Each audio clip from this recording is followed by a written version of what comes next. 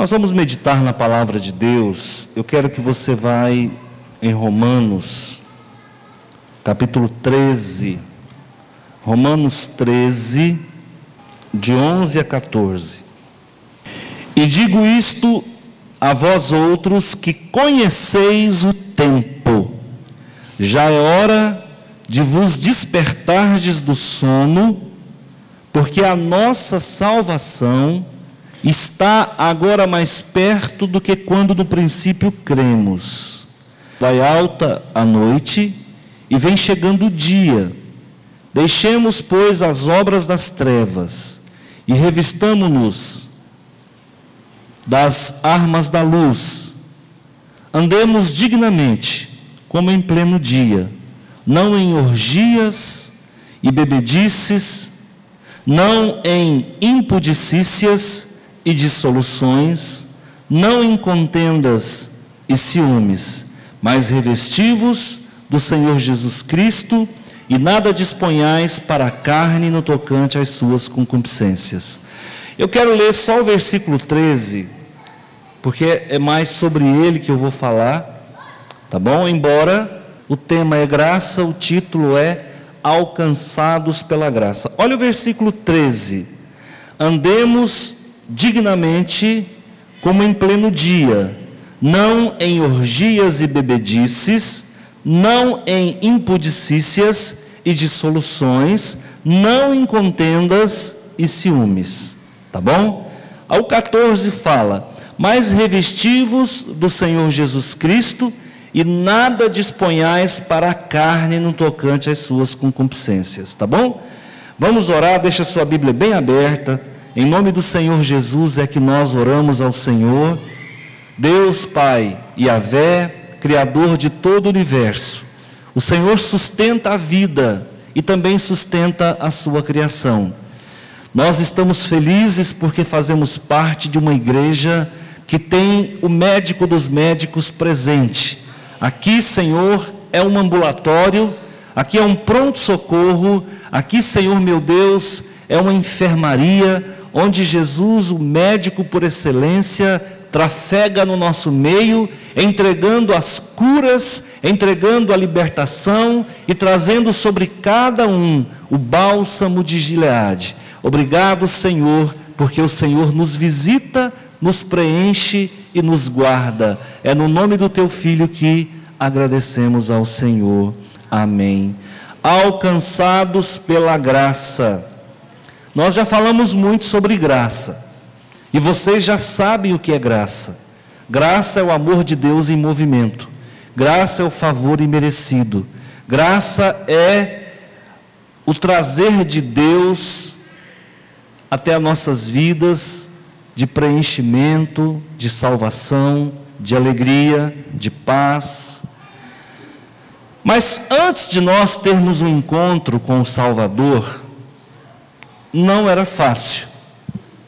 E a pergunta que eu te faço é: como foi que você encontrou Jesus? Como foi que Jesus te encontrou? Como você estava quando você teve um encontro com Ele? O quanto o pecado te incomodava antes de você ter um encontro com Ele? Quando eu tive um encontro com Jesus, eu vou ler um texto aqui, aliás, eu nem vou ler, Hebreus capítulo 10, versículo 31, eu vou dizer um versículo pequeno, está escrito assim: terrível coisa é cair nas mãos do Deus vivo. Eu estava numa igreja, eu era novo na fé, muito novo, e uma moça, uma irmã, estava fazendo uso da palavra na escola bíblica dominical, e eu não estava prestando atenção no que ela estava falando direito. Se você me perguntar o que ela pregou, eu não sei. Se você me perguntar qual que era o tema, qual que era o título do estudo, eu não sei. Mas uma frase ela disse, e aquela frase entrou dentro de mim, isso já tem quase 30 anos, e foi como uma faca entrando dentro de mim e fazendo uma das maiores cirurgias que Deus pode fazer. Ela disse assim: Terrível coisa, irmãos, é cair nas mãos do Deus vivo. Eu estava de cabeça baixa, quando ela falou isso eu levantei, eu só escutei essa frase, aí Deus ministrou no meu coração: conserta a tua vida. Porque cada um de nós chegou aqui arrastando um monte de coisa, irmãos. A gente não chega na igreja bonito, não. Nós chegamos na igreja, a maioria, tá?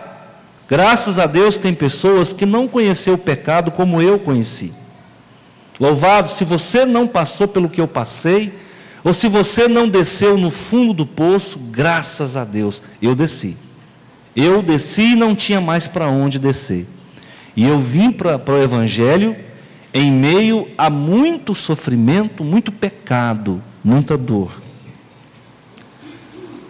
Mas eu quero falar de um homem que também chegou no Evangelho arrebentado.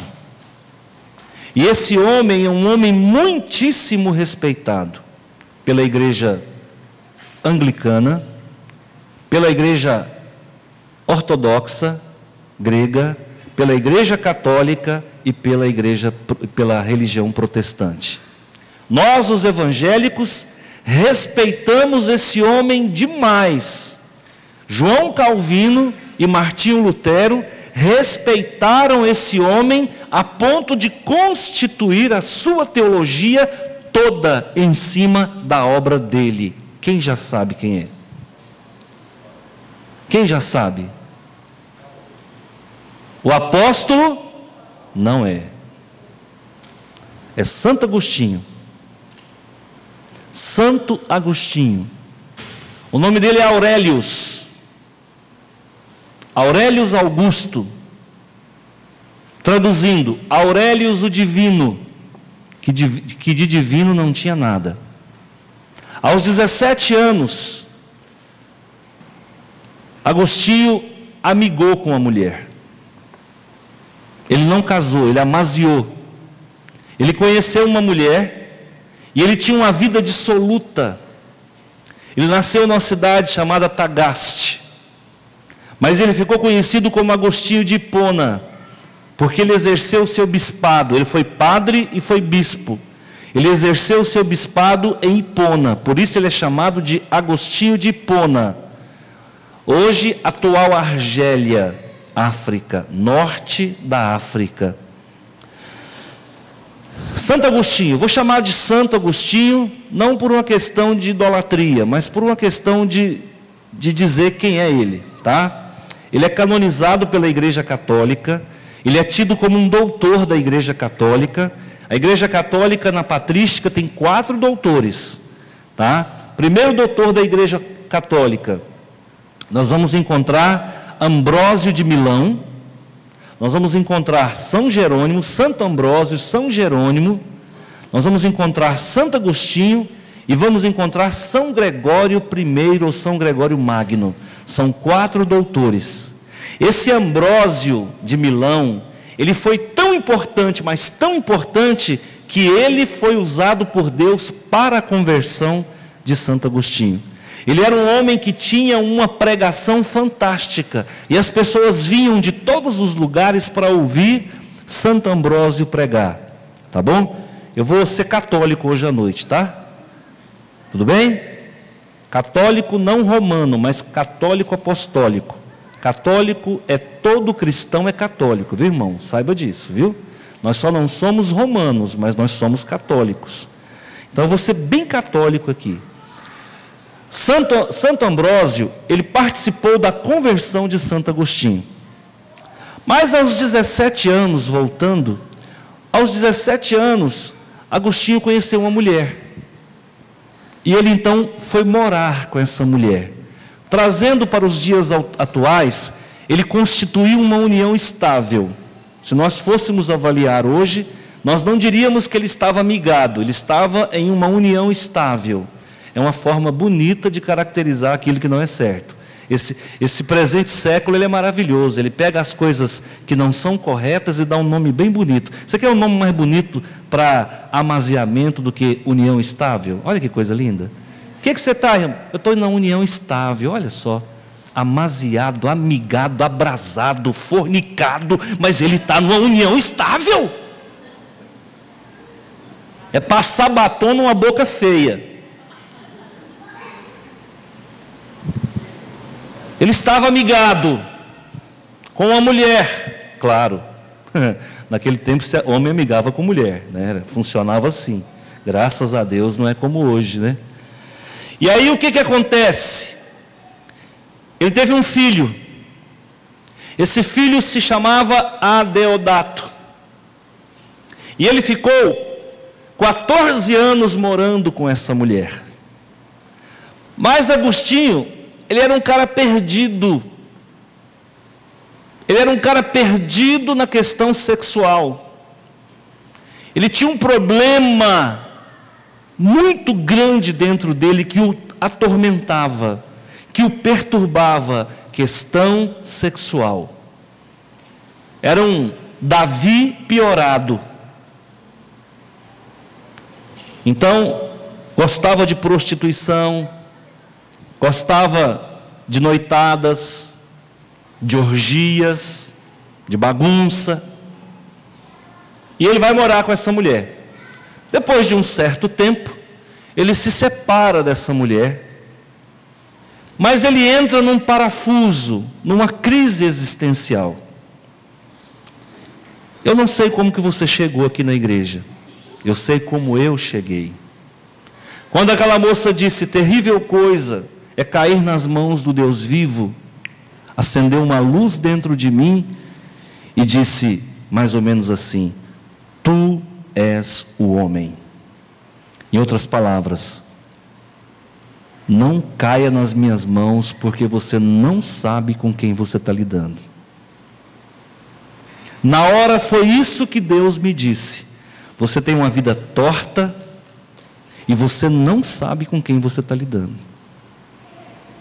Imediatamente aquilo fez um estalo na minha cabeça, muito parecido com o que aconteceu com o padre Antônio Vieira, muito parecido com o que aconteceu com Albert Einstein, que até uma certa idade era tido como um aluno demente, um aluno que não se sobressaía nas disciplinas. Em um dado momento, houve um estalo na mente de Einstein, e parece que todo o conhecimento que existia acumulado desceu de uma vez só sobre ele, e ele se tornou o pai da relatividade. Padre Antônio Vieira, do Barroco brasileiro, da mesma forma.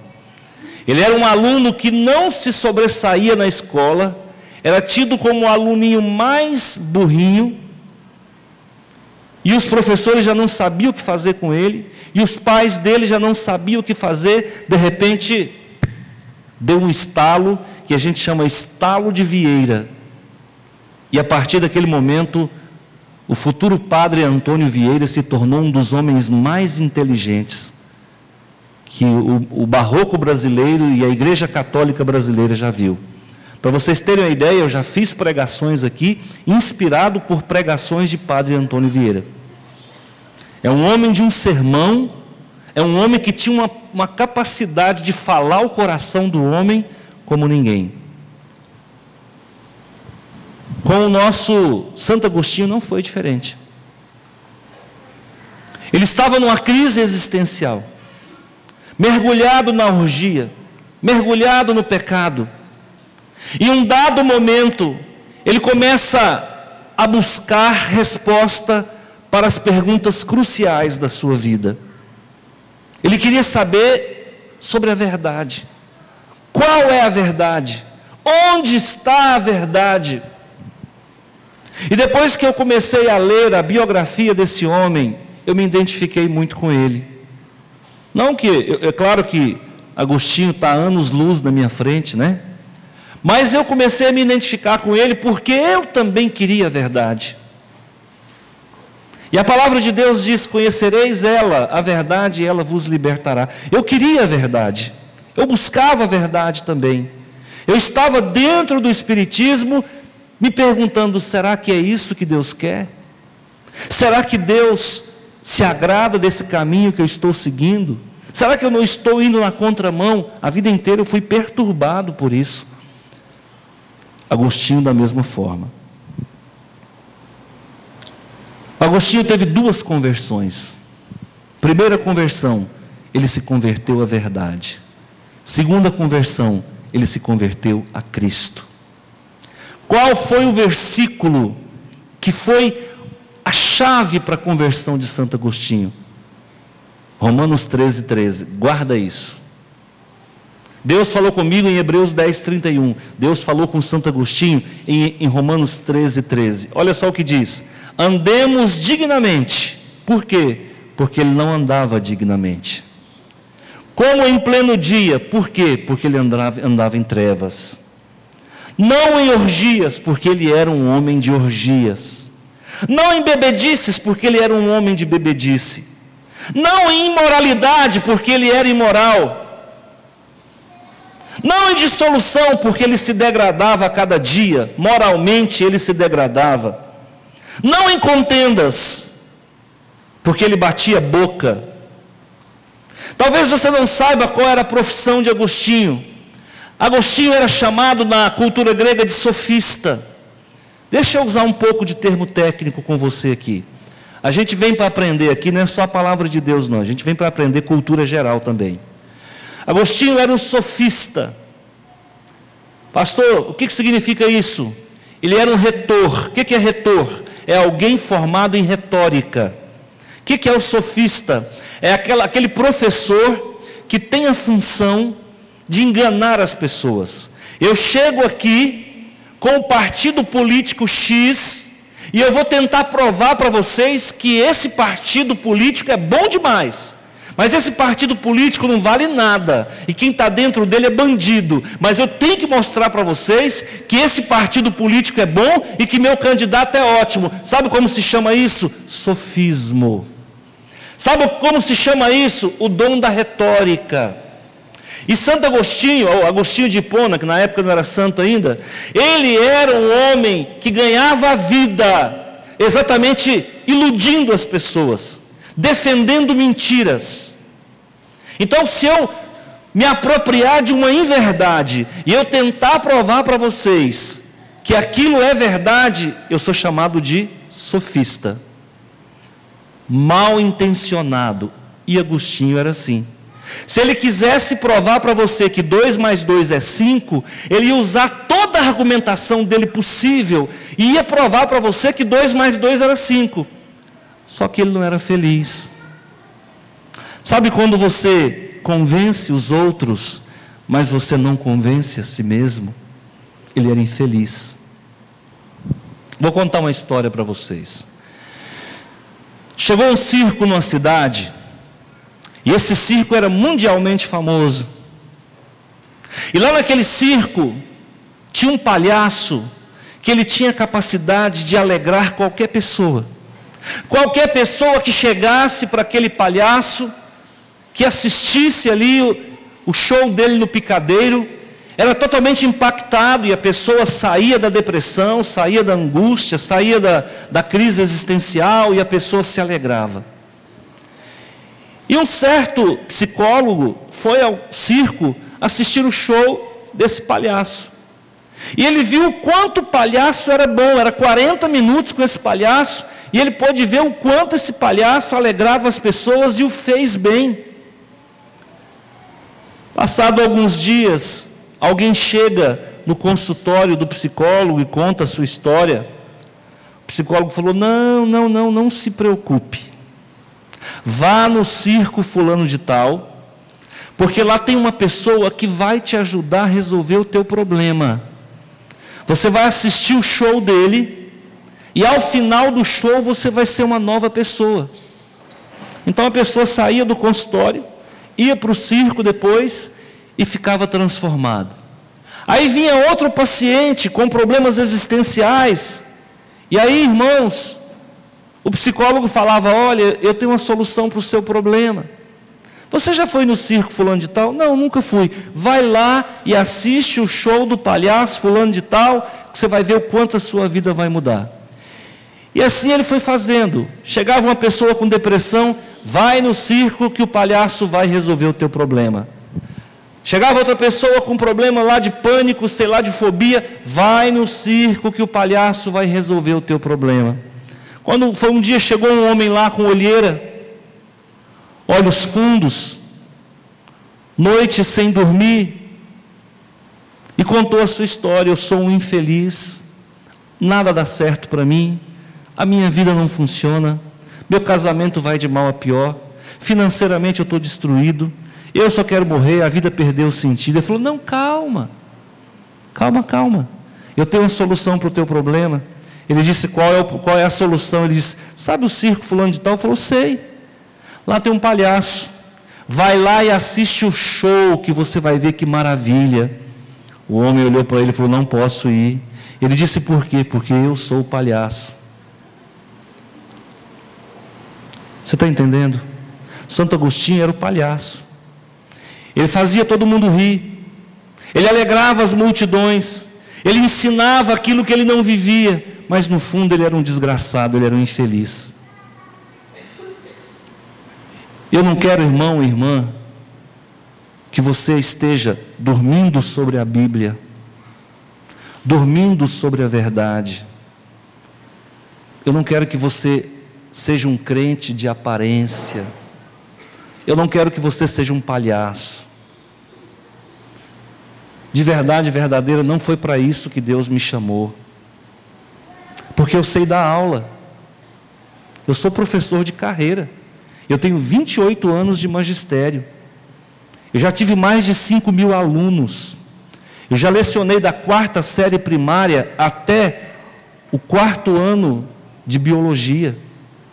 Já lecionei no ensino fundamental primeira fase, fundamental segunda fase, ensino médio, ensino superior. Eu já lecionei, então eu sei ganhar dinheiro. Mas eu não fui chamado aqui nessa igreja por Deus para ganhar dinheiro. Não fui chamado para isso. E muito me entristece eu pensar que eu estou aqui supostamente servindo de palhaço. Não. O que eu prego eu vivo, e o que eu vivo eu creio. Quando eu falo para você que você pode ser feliz, é porque eu sou feliz. Quando eu falo para você que você pode viver bem com a sua esposa, é porque eu vivo bem com a minha esposa. Quando eu falo para você que Deus supre a necessidade, é porque Ele supre a minha. Quando eu falo para você que é possível vencer o pecado, é porque eu tenho vencido o pecado. E a luta é constante, é todo dia. Então eu quero dizer para você que Santo Agostinho estava sofrendo. Aurelius estava sofrendo. Então ele foi buscar resposta. Ele era filho de uma mulher especial, chamada Mônica, que hoje você vê Farmácia Santa Mônica, em homenagem a ela. Era uma mulher cristã, era uma mulher de oração. E ele foi até a mãe: mãe, eu não sou feliz. Mãe, a minha vida não vale nada. Ela falou: meu filho, só a palavra de Deus vai resolver o teu problema. A mãe dele pegou a Bíblia, que naquela época não era dessa forma, eram rolos, deu para ele o Velho Testamento. Ele foi ler o Velho Testamento. Ele leu partes do Velho Testamento e falou: não, isso aqui não resolve o meu problema não. Esse Deus aqui manda matar criança, manda matar idoso, manda matar mulher. Esse Deus aqui, isso aqui não resolve o meu problema não. Falou: não, mãe, a senhora me desculpa, mas esse Deus aqui que a senhora me apresentou, eu não quero não. A mãe dele ficou muito entristecida e continuou orando, porque a oração de mãe funciona. E aí então ele foi buscar resposta numa doutrina chamada maniqueísmo. E o que o maniqueísmo ensina? Que existem duas forças no universo, o bem e o mal, e que as duas se equilibram. E ele começou a aprofundar, buscar a verdade no maniqueísmo. Mas quanto mais ele lia, mais perguntas vinham sobre a cabeça dele. Ele ficou sabendo que existia um tal de Fausto, que era o doutor do maniqueísmo. Ele foi até Fausto, se apresentou e falou: olha, eu sou Aurelius, e eu vim aqui porque eu quero conhecer a verdade. Ele disse: eu tenho a verdade para te ensinar. E aí Agostinho começa a fazer perguntas para Fausto. Chegou num certo ponto que Fausto disse: olha, essa pergunta sua não tem resposta. Não, isso assim, não, essa pergunta também eu não dou conta de responder. Naquele dia, as expectativas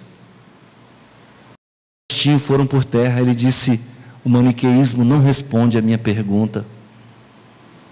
Quando foi um dia, ele ficou sabendo de Cícero, que era um escritor romano que havia morrido há 400 anos. E ele começou a se interessar pelos escritos de Cícero.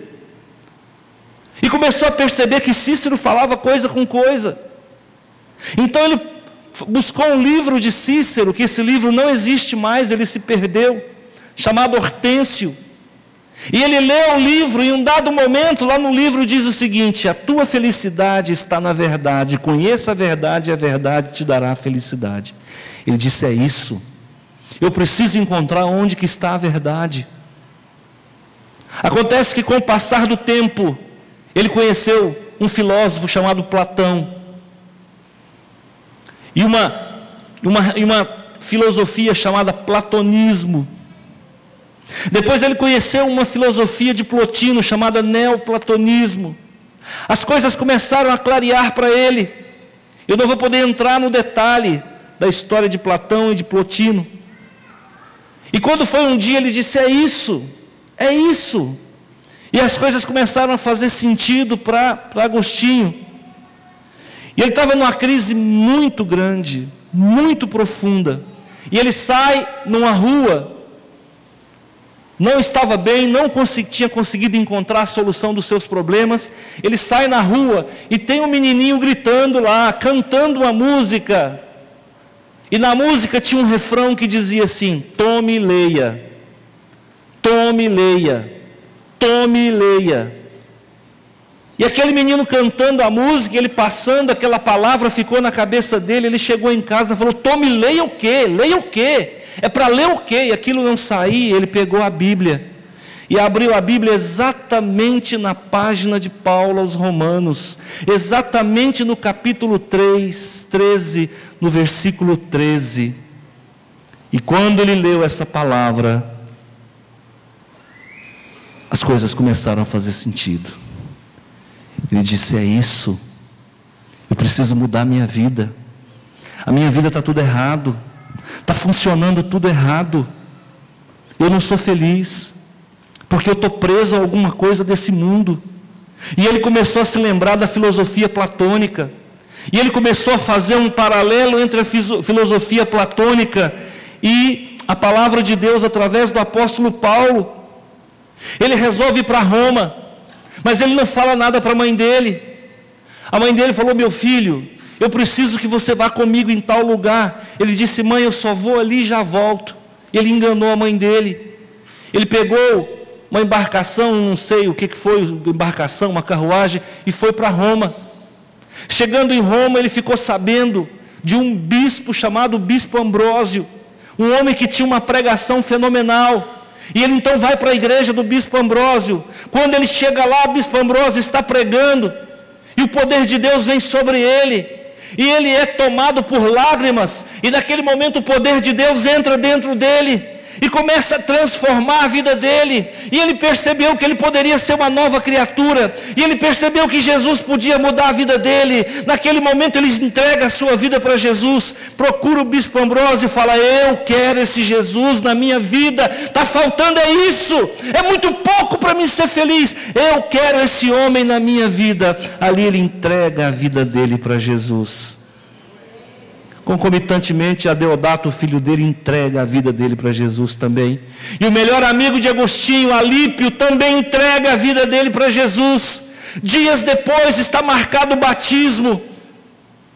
No dia do batismo, quem comparece? A sua mãe, que orou durante anos e anos. Ele já estava com 34 anos.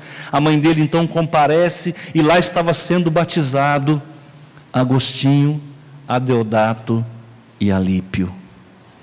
Nasce uma nova criatura. A partir desse dia ele abandona o pecado. A partir desse dia não tem mais bebedice. A partir desse dia não tem mais andar indignamente. A partir desse dia não tinha mais orgia. A partir desse dia não tinha mais imoralidade. Não tinha mais contenda. Não tinha mais dissolução. Jesus entra na vida dele e ele toma uma posição na vida dele. Passado alguns dias, ele está andando numa rua e uma mulher gritando: Aurélio! E ele andando na rua e a mulher: Aurélio! Ele andando na rua e a mulher: Aurélio! Ele parou, voltou, falou: dona, deixa eu falar um negócio para a senhora. Aurélio morreu. Hoje quem habita aqui é Agostinho. Aurélio não existe mais. Você está entendendo? Eu fui analisar minha vida esses dias. Eu falei: gente, como eu mudei. Não é fazendo uma imagem boa de mim mesmo, não, que eu sou crítico de mim mesmo. Mas como as coisas mudaram na minha vida, como Deus me deu condições de abandonar algumas práticas, como Deus amadurece a nossa alma. Agostinho então vai para os estudos, e ele começa a estudar teologia, e começa a estudar a Bíblia, e se tornou doutor da igreja. E ele não é doutor só da igreja católica, não, ele é doutor da igreja, seja evangélica, seja católica, seja o que for. E a vida de Agostinho era responder pergunta. Naquele tempo não tinha WhatsApp, não tinha celular, não tinha telefone, não tinha mídia. As pessoas mandavam perguntas teológicas vindas de tudo quanto é lugar. Ele já estava morando em Hipona.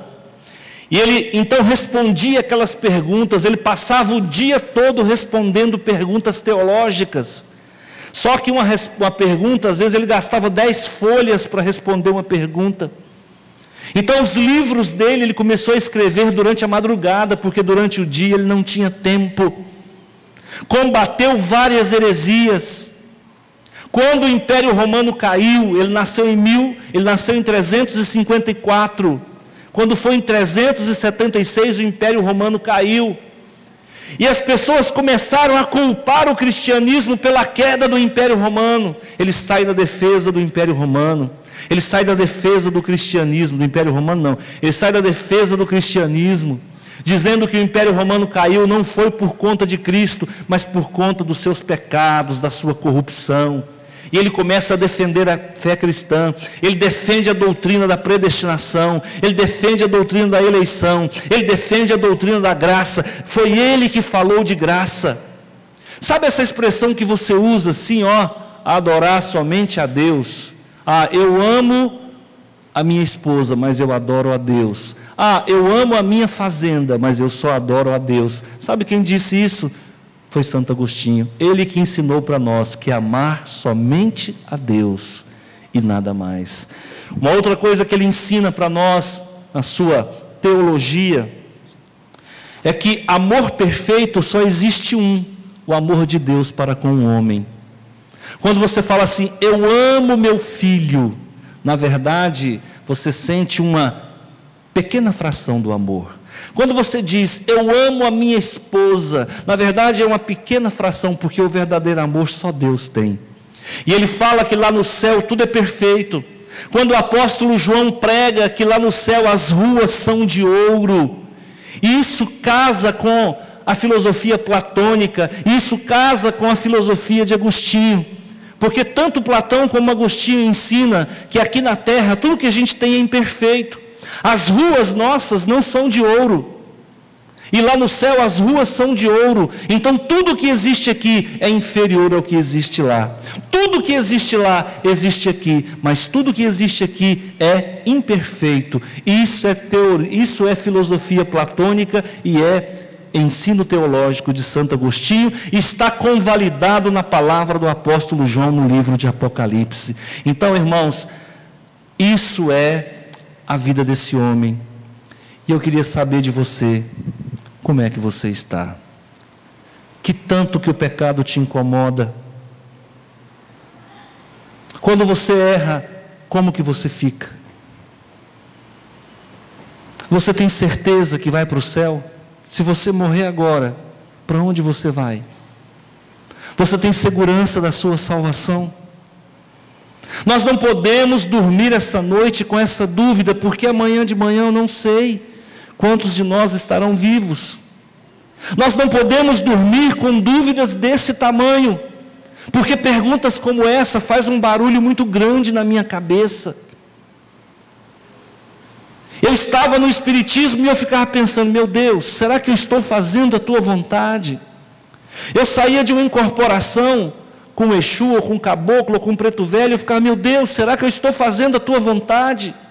Eu ia para os cemitérios tentando, achando que estava fazendo a vontade de Deus. Quando eu saía do cemitério 2, 3 horas da manhã, eu falava, meu Deus, será que eu estou fazendo a tua vontade? E então Deus vem ao meu encontro e fala, filho, nada disso era a minha vontade. A minha vontade é que você ande em novidade de vida. A minha vontade é que você seja perfeito como eu sou perfeito. A minha vontade é que você entregue a sua vida para Jesus. A minha vontade é que você santifique. A minha vontade é que você ande dignamente, que você não esteja em orgias, bebedices, imoralidades, contendas, facções, dissoluções. É isso que Deus quer para a nossa vida. Gente, é para isso que a igreja existe. A igreja existe é para passar valores como esse. A igreja não existe para ensinar as pessoas a ficarem ricas. A igreja não existe para vender o seu púlpito para um político. A igreja não existe para enriquecer pastor. A igreja existe para nos levar a uma novidade de vida, a uma vida transformada. Se você está aqui, irmãos, e a tua vida não transformou, está errado. Ou você descobre que é a igreja que não funciona, ou é você que não se converteu. Ou então você está se enganando e eu estou me enganando também. Eu não estou aqui, irmãos, para engordar e criar cabelo branco. Eu estou aqui para fazer a vontade de Deus. E a vontade de Deus é que você seja santo todo dia, toda hora. Então eu quero, irmãos, que você santifique a tua vida. Coloque a tua vida no altar de Deus. Não há pecado na tentação, irmãos. Todo mundo é tentado. Eu já fui tentado a roubar. Já, irmão. Você chega num lugar, está o 100 ou a nota de 100, só vocês dois, irmão. E ela falando, me pega, me leva. Você está achando que eu nunca fui tentado a roubar? Eu já fui tentado a matar. Já tive vontade de pegar algumas pessoas e torcer o pescoço. Eu tive um professor de educação física. Eu estava no primeiro ano do 2º grau, eu tinha 15 anos, talvez 16 anos. E eu estava fazendo educação física na disciplina judô. Eu fazia judô. Quando chegou no meio do ano, eu estava reprovado. Minha mãe perguntou, meu filho, como é que está na escola? Eu falei, mãe, eu estou reprovado em educação física. Mas como? Eu falei, mãe, o professor colocou falta para mim. Nunca colocou presença. E eu fui reprovado por WO, eu não compareci na aula. Mas como você não compareceu se você saía de casa todo dia para ir para a aula de educação física? Eu falei, esse que é o problema, mãe. Eu frequentei 2 meses e parei. E o professor nunca colocou nenhuma presença para mim. Ah, não, vamos na escola agora. Eu fui, porque eu não estava mentindo. Chegamos lá, quem nos recebeu foi o coordenador. Eu não esqueço a cara dele. E minha mãe falou, olha, meu filho foi reprovado, sem nenhuma presença. Acontece que ele frequentou 2 meses de aula, e o professor não colocou presença para ele. Aí o coordenador disse, olha, se ele tiver vindo em uma aula, ele não está reprovado. Mas acontece que ele nunca compareceu. Eu falei, moço, eu compareci. Eu vim 2 meses na aula, depois eu abandonei, mas eu vim 2 meses na aula. Ele falou, é mentira sua. Eu falei, então chama o professor, porque eu pensei, o professor vai ter a honradez de falar a verdade. Só que ele não queria fazer o diário de novo, ele tinha que refazer o diário. Hoje eu entendo por que ele... Aí o professor veio. Quando ele chegou, o coordenador perguntou assim para ele, e ele era um japonês, com todo respeito aos nippon. Ele perguntou, professor, o nome dele é Takazuma. Professor Takazuma, olha o nome dele, irmão. O senhor conhece esse aluno? Ele falou, nunca vi. Eu olhei para o Takazuma, falei, Taka. Aí não, nunca me viu? Nunca vi. E aí o professor mentiu. O coordenador olha para minha mãe e fala assim: o seu filho é um delinquente. A senhora me desculpe, ele é um mentiroso, um delinquente. Você sabe como é que eu saí da escola? Pensando como que eu ia matar aquele homem. Eu falei: eu mato ele de que jeito? Eu mato ele com a faca, eu mato ele com a peixeira, eu passo o carro em cima dele, eu contrato alguém para matar, mas eu não trabalho, eu não tenho dinheiro. Irmãos, tentado todos nós somos. Todo mundo é tentado, irmão. Tentado a roubar, matar, adulterar, trair, mentir. Todo mundo é tentado. Um dia conversando com um rapaz, que era filho de um pastor, que era de Rondônia. Esse rapaz homossexual, ele me procurou. Queria conversar com o senhor. Tudo bem, recebi ele no gabinete. E esse rapaz vem falar para mim que era homossexual, deixei ele falar. Pois quando terminou eu falei: mas você sabe que a Bíblia não aprova essa conduta, sabe ou não sabe? Eu sei, eu sou filho de pastor, meu pai já me mostrou na Bíblia. Eu falei: e aí? Ele pegou e falou assim para mim: não, mas eu não consegui vencer essa tentação. Eu olhei dentro do olho dele e falei assim: qual homem na face da terra que nunca foi tentado para uma relação homossexual? Me diga. Qual homem que nunca passou pela mente dele um dia, um segundo sequer, uma relação homossexual? Todos nós, meu amigo, todos nós. Qual a mulher que nunca pensou em trair o marido? Qual a mulher que nunca pensou em trair o marido? Então deixa eu falar uma coisa para você. Falei para ele: o problema de vocês é que vocês abraçam aquilo que dá menos trabalho. Dá menos trabalho cair de cabeça no pecado do que dizer não, não, não, não. E a Bíblia diz: resista ao diabo e ele fugirá de vós. O maligno vem com a tentação, você fala não. Ele vem com a tentação de novo, você fala não. Ele vem com a tentação, você fala não. Chegou a hora que ele falou: vamos partir para outra, que esse aí não tem jeito não. Mas o problema é que ele vem com a tentação, a gente fala vem. Ele vem com ela, vem. Acabou, irmão. Aí pronto, acabou, fechou. Aí quando chegar no dia do juízo, vai ser mais ou menos assim: o grande tribunal do trono branco. Aí Deus chega lá e fala: e aí? Foi tentado? Fui. Caiu? Caí. Por quê? Porque o capeta jogou um negócio muito forte. O capeta vai falar: não, eu só te ofereci. Você pegou porque você quis. É assim, irmão. Escuta, a Eva comeu ou não comeu? O Adãozinho comeu ou não comeu o fruto? O fruto. Comeu ou não comeu? Comeu. Hã? Deus foi tirar satisfação com a serpente? Não, porque se ele fosse a serpente, ia falar: não, eu só falei para ela comer, mas não mandei ela comer, não obriguei, não. O maligno, ele só oferece, meu irmão, manjar. Ele só fala assim: vai que é sua, Tafarel. E a gente vai, e a gente entra, e a gente abraça. E aí sabe o que acontece? Acontece uma corrupção na nossa mente. Sabe o que o maligno mais gosta, irmão? É de corromper a mente. Eu conversei com um rapaz que mexia com crack. Eu falei: rapaz, me explica esse negócio, que eu não consigo entender isso aí. Ele falou: pastor, é uma pegada só. Você dá só uma pegada, nunca mais você larga. Escuta, existem pecados que é uma vez só, você nunca mais larga. Sabe por quê? Corrompe a mente. Sabe o que o diabo mais gosta de fazer? Corromper a mente do homem. Escuta, preste atenção. Uma criança que foi abusada. Você já atendeu um adulto abusado quando era criança? Eu já atendi dezenas.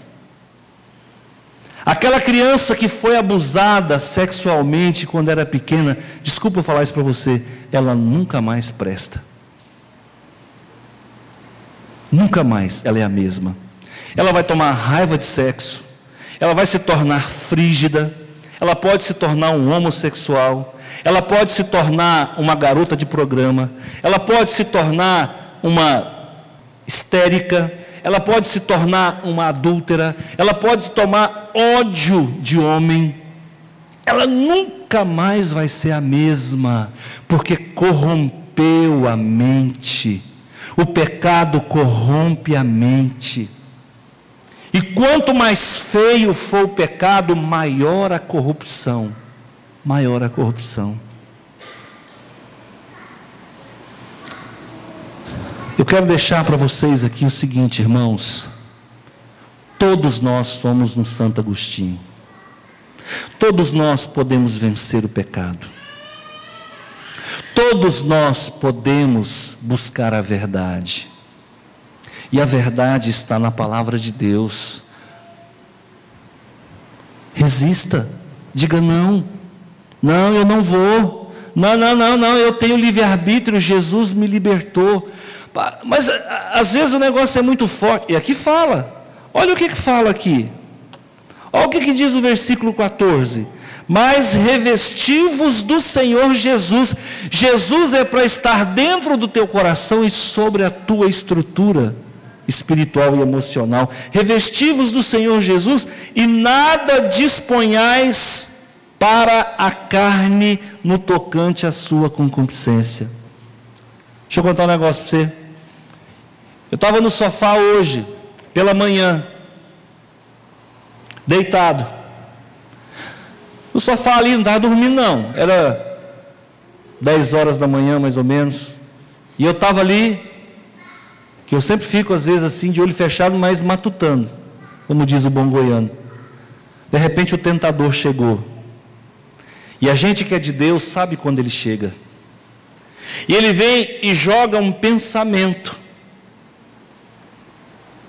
E foi jogando o pensamento, aquele negócio foi tomando forma na minha mente. Eu falei, opa, levantei, peguei a palavra de Deus e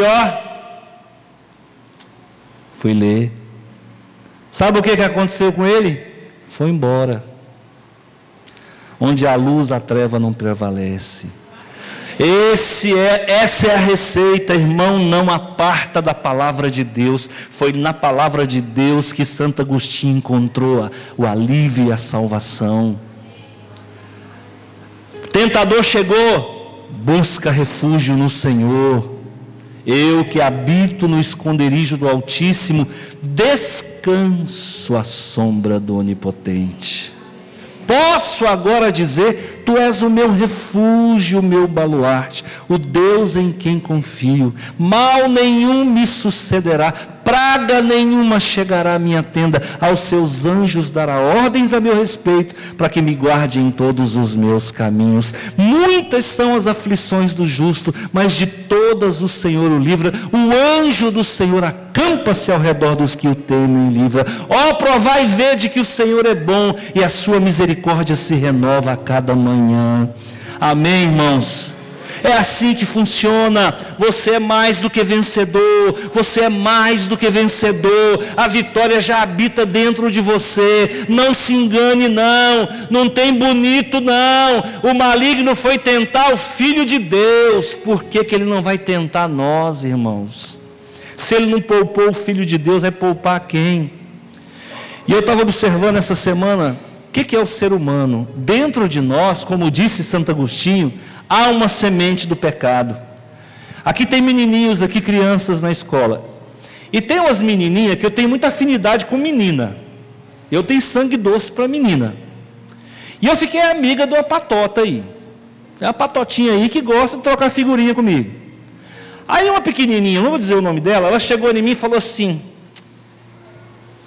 pastor, posso te falar um negócio? Eu falei, pode. Ela falou, vou dar na cara dela. Eu falei, o que é isso, menina?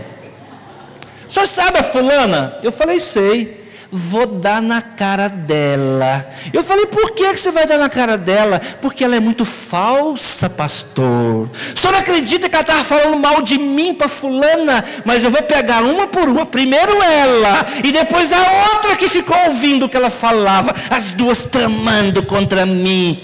E eu olhei e falei, Jardim do Éden. O Jardim do Éden deixou raízes.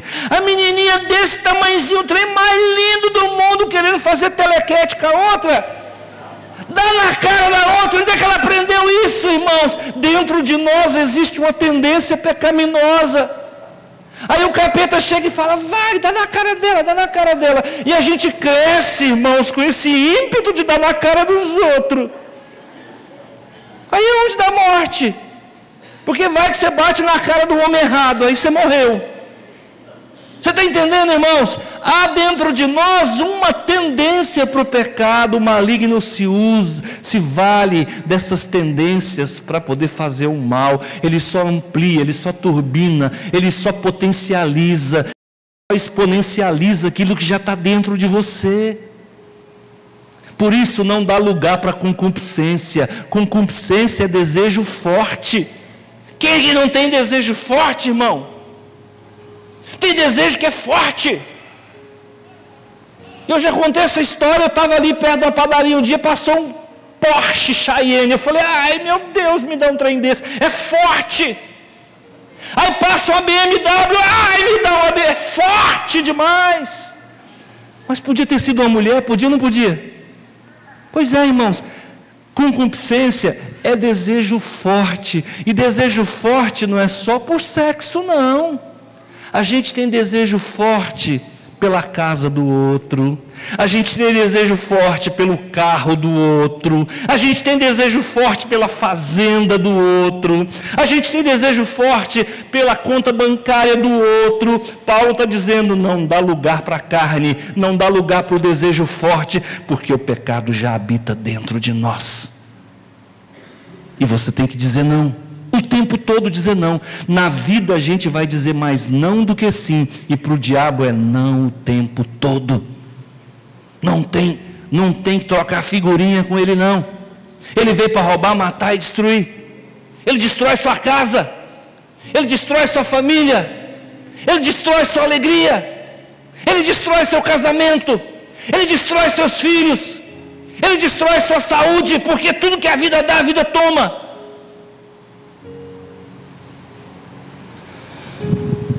Santo Agostinho encontrou a felicidade na palavra. Viveu 76 anos. Serviu ao Senhor quase 50 anos. O nome dele entrou para a história. Ele inspirou vários homens de Deus, dos quais eu destaco João Calvino e Martinho Lutero. E está me inspirando nessa noite e vai inspirar você, porque a palavra é de Deus. Amém? Deus te abençoe. Deus te abençoe. Diga não para o pecado. Diga não para o pecado. Coloca a tua vida em ordem. O que está errado? Põe em ordem.